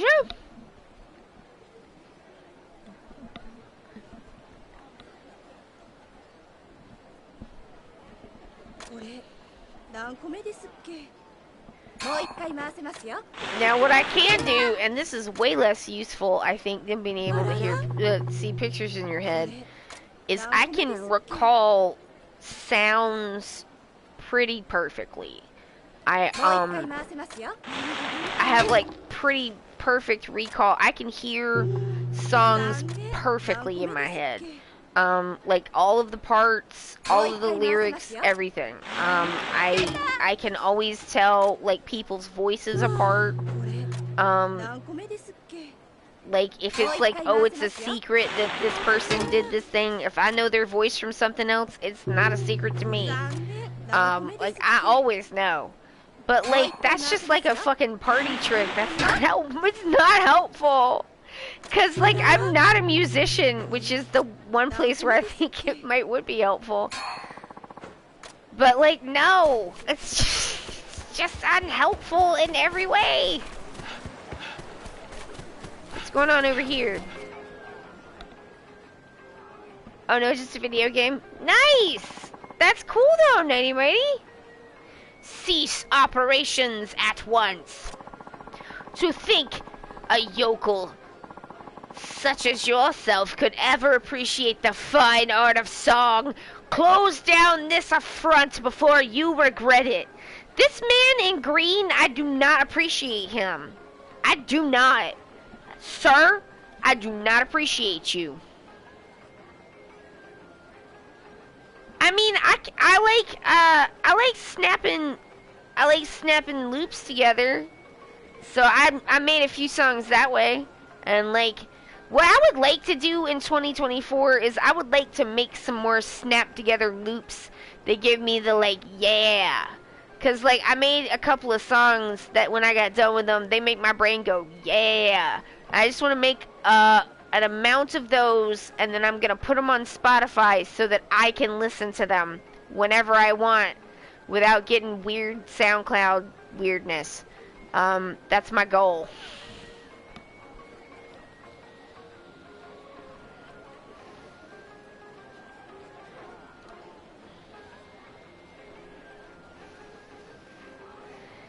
That's what I would like to do. I don't know. What I would like to do in 2024 is like I would like to practice my kanji more. I'm kind of aiming for every day, even like not a long time, but like every day. I would like to practice different oil painting techniques and make sure that I've got my like skill set back up to par, or at least get to working on that. There is a painting that I'm working towards, and it is the panel of Stone Ocean where Poochie steals Jotaro's stand and memory discs. That panel is sick as hell, and I'm gonna turn it into an oil painting because it's so fucking cool. And then I'm gonna hang it in my house, and it's gonna be amazing. But like, I need to work on underpainting first, and like underpainting and like, you know, other things. Scumbling, I guess. I was like, what's other things we do in oil painting? Scumbling, wiping back. We do wiping back. Probably won't be using knife work on it, but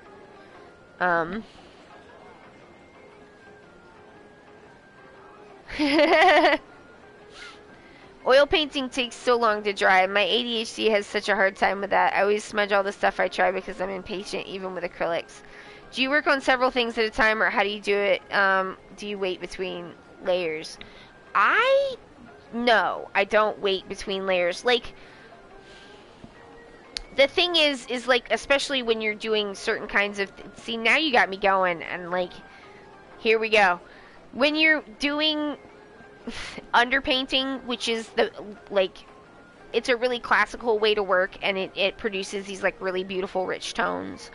But it does mean that sometimes you will paint a person's face green before you come back with like weird yellows and stuff, and like browns, and then like, you know, it goes on top of it. But you have to do it in a really kind of deliberate way, because you need to, like, when you're painting something and you want it to have like, because I want it to really be like, have like really rich tones. That means underlayers. That means, like, you know, constant like checking and making sure that the bone structure is right and the light is like coming from the right direction and all of that stuff that you have to do. And so like, you end up working on something like that, like pretty small, like in small areas. Because first of all, you have to do really light layers to start with. You have to work you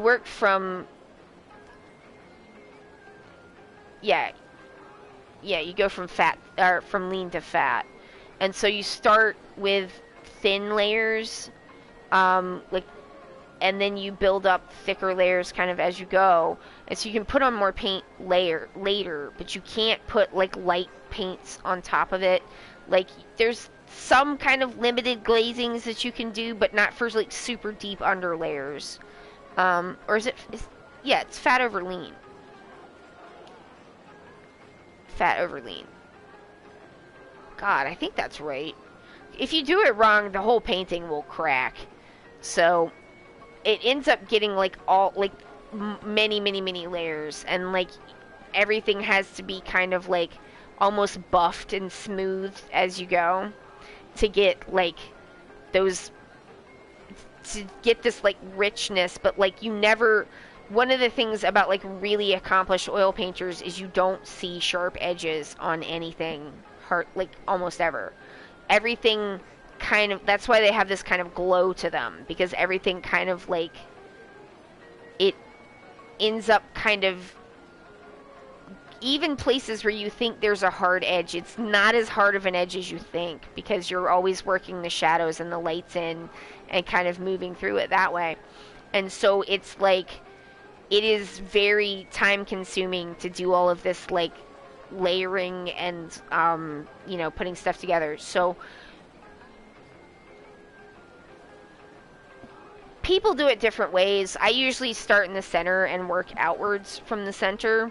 And so, like, I'll work on, like, one section, and then I'll, like, while that one's, like, super wet, I'll move and work, like, another section. That's why a lot of times, like, it's better to work bigger with oil paintings because you have other places that you can go that may be drier, which is helpful. The other thing that I do is I have a maul stick, which is because the worst thing to do is like palm down into that because it's still wet and you're like working it while it's wet pretty much the whole time. And so like because it takes longer than a week to dry. But like we had like weekly class, so we'd just be really careful. Or no, I think she kept them there sometimes. Like we would leave them with her, or like yeah, that's right, we did leave them with her. So she had a place where she would like store our wet paintings, and we'd come back and work on them the next week. And they were still wet, but like that you just kind of like start in the center and kind of move outwards like a bullseye from that. And then a maul stick, what that is it's like a stick that has kind of like a leather, it's not a ball, but it looks like it's like got a look like a little hat on, and you rest that on top of the crossbar of the top of the easel, and you put the other part on your shoulder, and then you can use the bar in between to steady your hand, because you do not want to touch it, but you'll be working it while it's wet the whole time.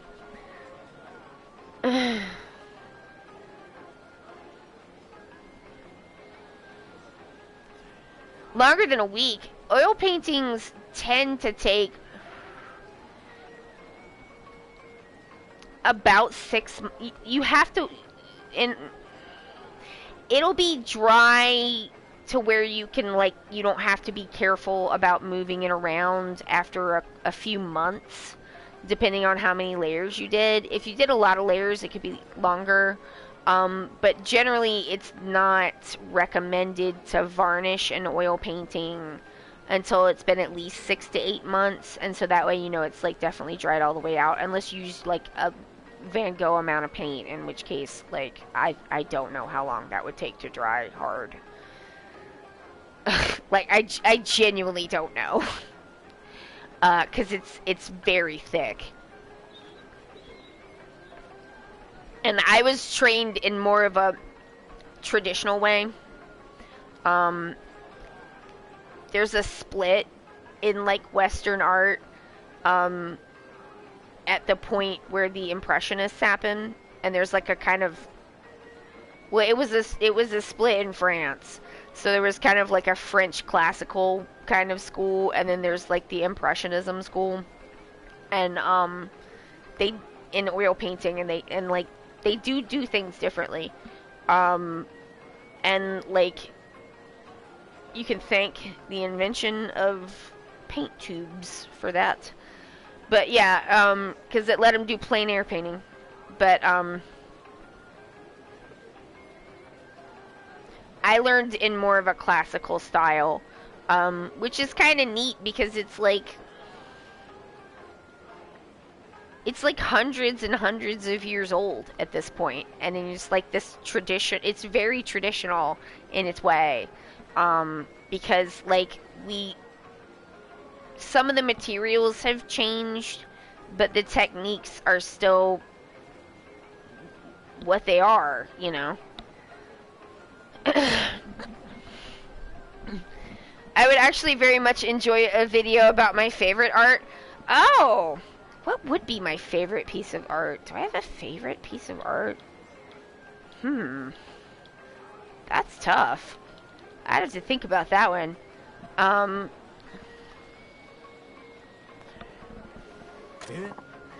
no.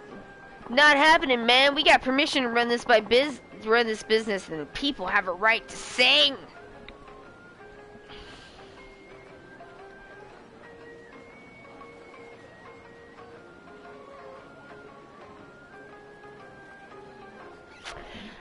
I guess it would have to be something by Caravaggio. I don't know. Goya is so good too. That's tough. Absolutely not. Song and dance are for the chosen people. And I won't allow some lowly booze slinger to just upend our chosen people culture like this. Man, let's fuck this guy up. Alright, pal. I heard you out, but it's time for you to go. We're staying open, and that's that. The nerve of this trash. Fine, I suppose you're just the kind who can only learn the hard way. Artemisia, she's pretty cool. Oh, I know who that is. Yeah! She's got that Judith one, right? Is Judith the right person? I think so. Eep! What's the matter? Not so sure of yourself now, are you? Ha ha ha ha ha ha ha.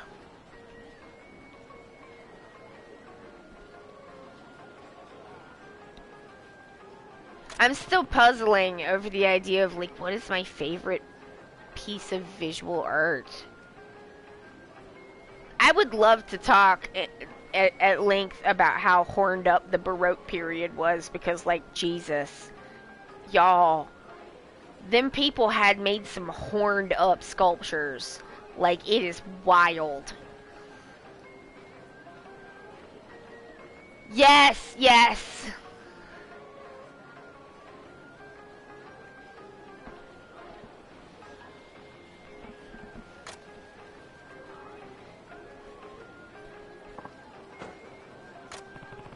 I'm a regular here. From what I heard, you don't really have a convincing argument for shutting this place down. Ha! Your opinion means nothing here. Or are you saying that you support the ruination of the arts by common filth? If that's how you want to put it, I already told you I'm a regular here. What a risible churl. Men such as yourself are the reason commoners have started getting notions above their station. Can we just punch this man? The rabble are born to do one thing and one thing only, what we nobles tell them. Huh. How can you not see that people might need to sing every now and then just to be able to tolerate stuck-up jerks like you? What? How dare you? You'll pay for that insult. Prepare for death.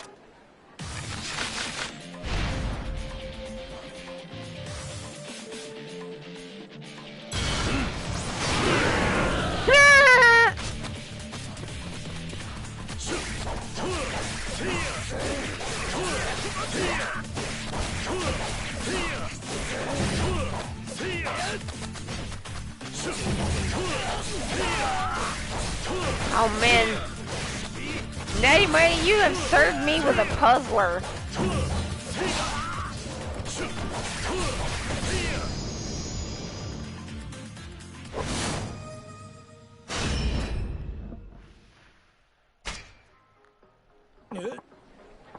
I feel like somebody should stick up for the Rococo period as well. Care for an encore? I won't do it again. Sorry.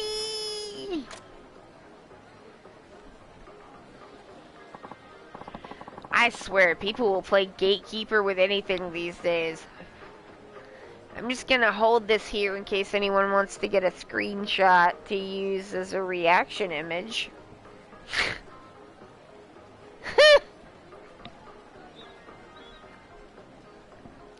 What a wise man. Alright, that's enough of that. Thanks a ton for that, Saito-san. The only action I've ever seen you in before was on stage. I had no idea you were such a powerhouse. Ha, well you may be surprised to learn I make my living by the sword, not by my voice.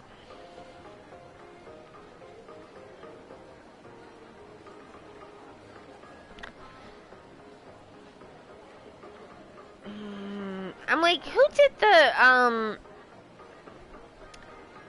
the color field paintings that are like jazz? Was that, what's the name?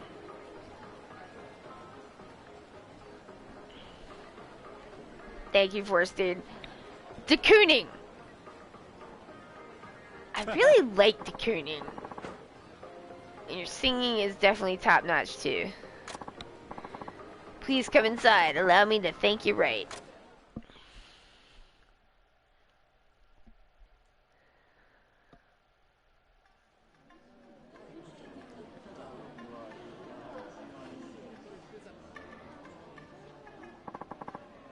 Thank you kindly. I just wanted to sing a song, man. We'll stay open for the foreseeable future. Give you a little way to express gratitude. Phoenix Feather. I'm gonna bring the joys of singing to as many people as possible. Have you seen Rauschenberg's piece that is an erased De Kooning drawing? I really like Remedios Varo. So many weird little guys in her paintings. Ah. I mean, there's a lot to be said for Bosch, too, for, like, weird little guys. I pray there comes a day when everyone can find time to enjoy the songs they love and be encouraged, and just get that extra special push they need. Yeah, I think it'll happen. There's a mysterious power in music, that's for sure. Some people out there might give you a hard time for it, but keep at it. Protect our songs with all you've got. You can bet I will. Hope you'll keep stopping by, Saito-san. Truly, thank you so much. Oh, hell yeah. Alright.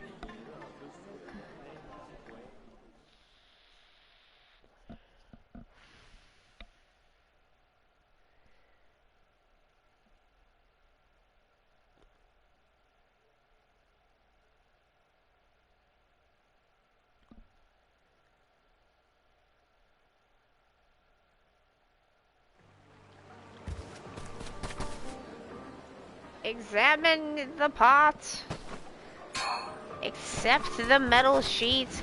I just wanted to sing a song. Can I do that?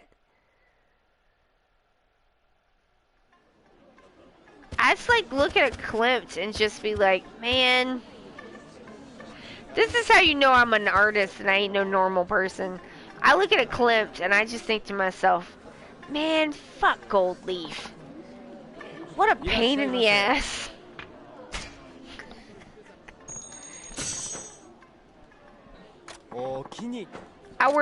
I did something with Gold Leaf once, and I was like, never again. Never. Never again. Ugh. Fiddly ass shit.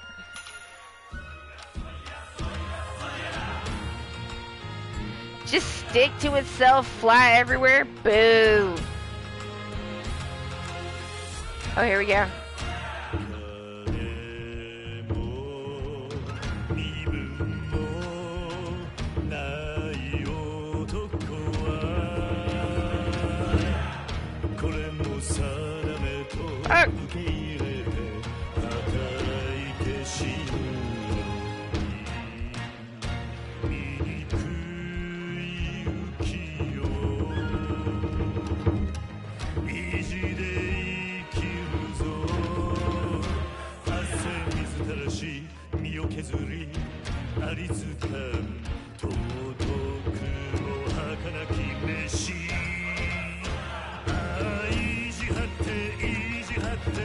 There he goes.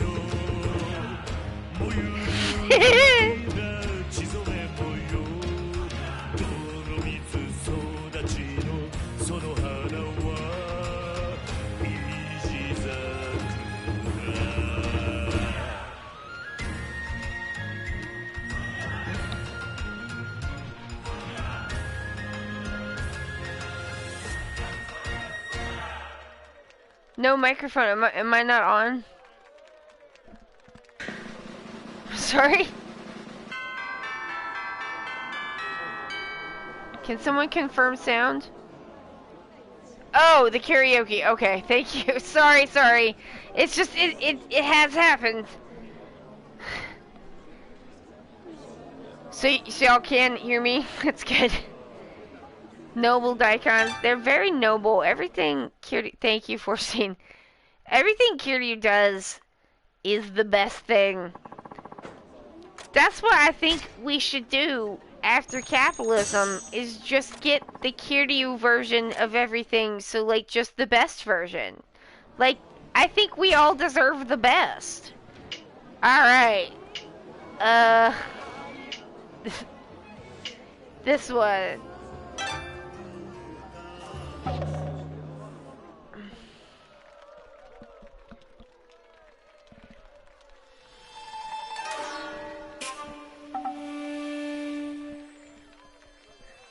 I don't know. I think maybe that, like, that one panel from Stone Ocean might be my favorite piece of art. It might well be. God, it's so good. Araki's so good now, y'all. It's sickening. So good.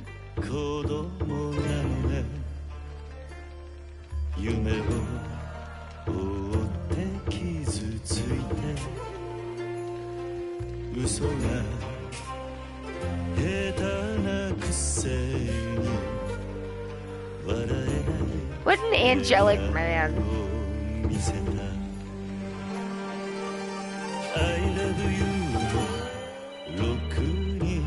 Oh no!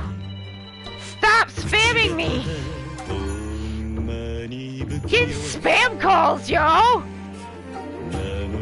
That's awful! Why was the ringer on? I'm sorry, Kiryu, I'm doing my best.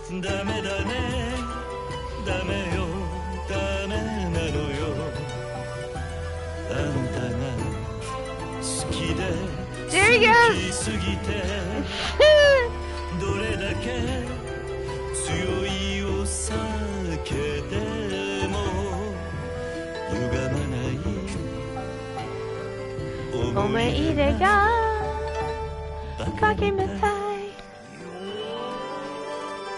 It's so good!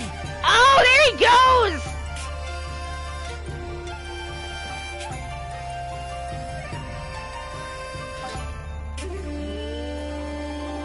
That's me, y'all! Thumbs up!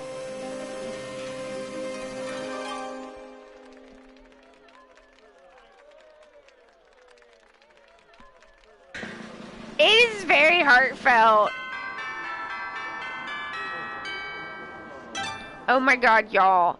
I know we're all looking forward to Yakuza 8. Listen, I don't know if anybody's looking forward to Yakuza 8 more than me. Because, like, there were times in especially 2022, where I was just like,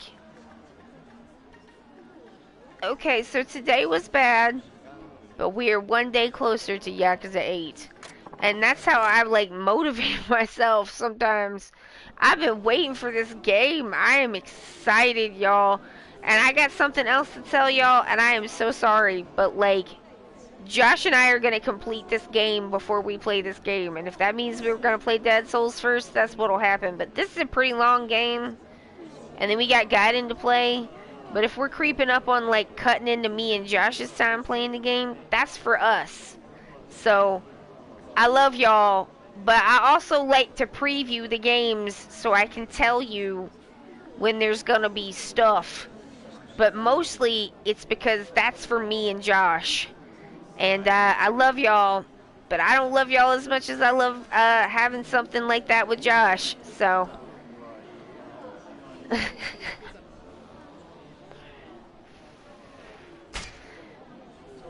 I love that we do that together. It's my favorite.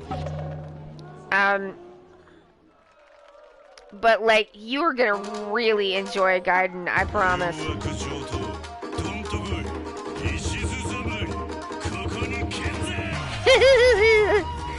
This one. I appreciate y'all. I mean, I know I would probably do better numbers if I did it at the same time, but like, numbers are not everything.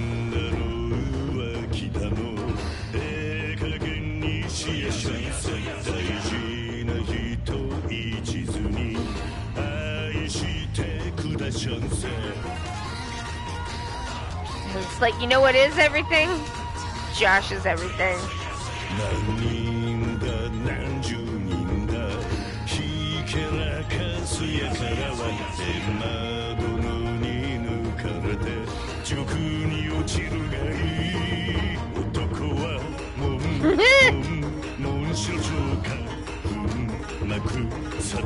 Not shoulders, it's the scandal.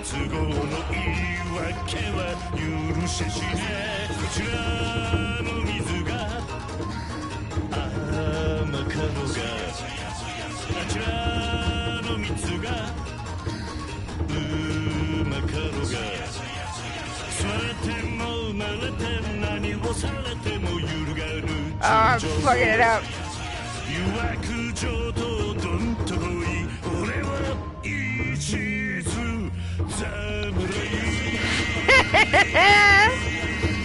The one lady's judging you?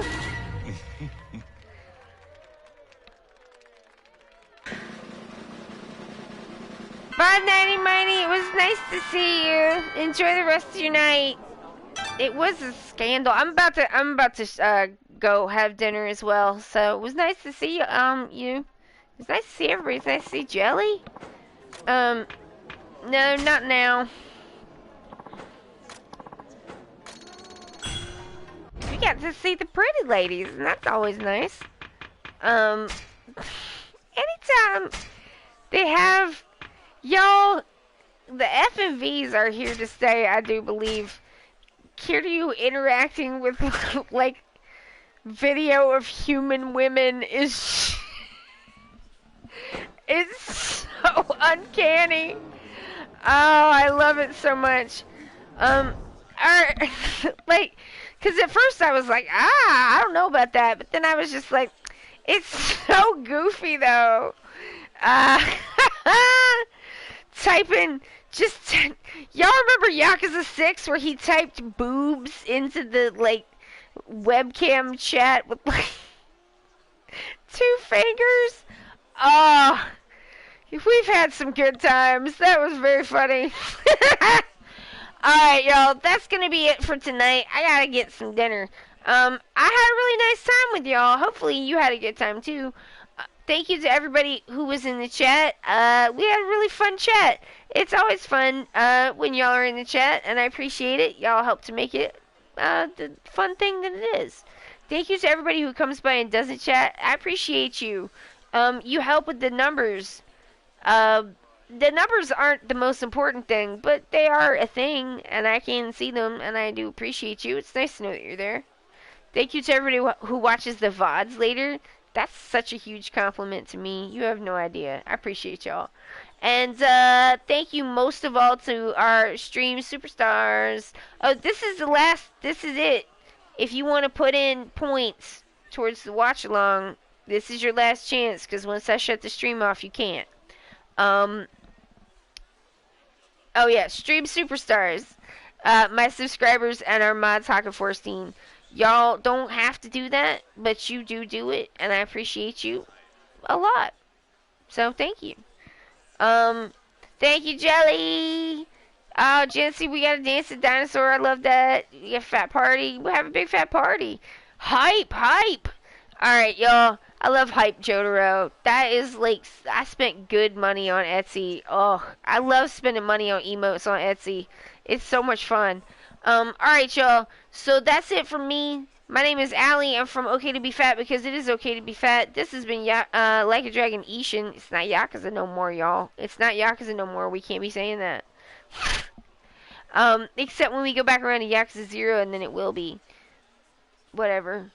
It's fine. Don't worry about it. People know what we're talking about. The stream is over now. I have to go. If you can be here on Friday, that would be nice. If you can't, I'll see you when you can. Bye. It's time for dinner. Bye.